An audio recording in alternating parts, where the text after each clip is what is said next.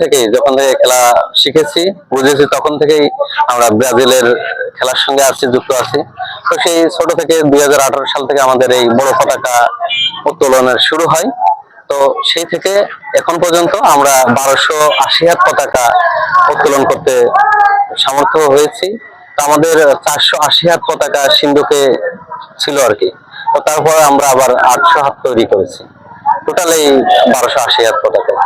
তো আমাদের গ্রামে মোটামুটি সবাই মিলে আমরা যে যুব সমাজ আছে এই পতাকাটা বানিয়েছি, তৈরি করেছি, এটা টাঙাচ্ছি এখানে।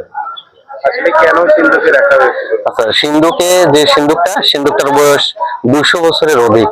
তো সিন্ধুকে রাখার মূল কারণ এই পতাকার প্রতি ভালোবাসা, যেন পতাকায় বিন্দু পরিমাণে রং নষ্ট না হয়, কোনো পোকামাকড়ে আক্রমণ না করতে পারে। ঠিক স্বর্ণ অলংকার যেভাবে সেফটি দিয়ে রাখা হয় ভালোবাসার জিনিস, আমরা এই পতাকাকেও সেই আমাদের স্বর্ণ অলংকারের মতোই ভেবে আমরা সেটাকে সিন্ধুকে সংরক্ষণ করে রাখি। সিন্ধুকটা মূলত আমাদের দাদার পূর্বপুরুষের সিন্ধুক।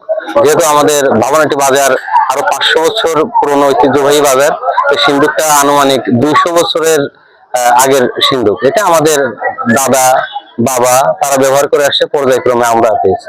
কত বছর আগে পতাকাটা সিন্ধুকে রাখা হয়? 2018 সাল থেকে আমাদের পতাকা সিন্ধুকে রাখা শুরু হয়।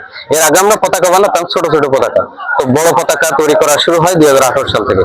আর তারপর থেকে এখন পর্যন্ত পতাকা আমরা সিন্ধুকেই সংরক্ষণ করি। এবারে বিশ্বকাপে কি আশা? হ্যাঁ, এবারের বিশ্বকাপ যেহেতু আমাদের টিম ভালো, আগে যে প্লেয়ার ছিল সেখান থেকে আবার নতুন নতুন কিছু প্লেয়ার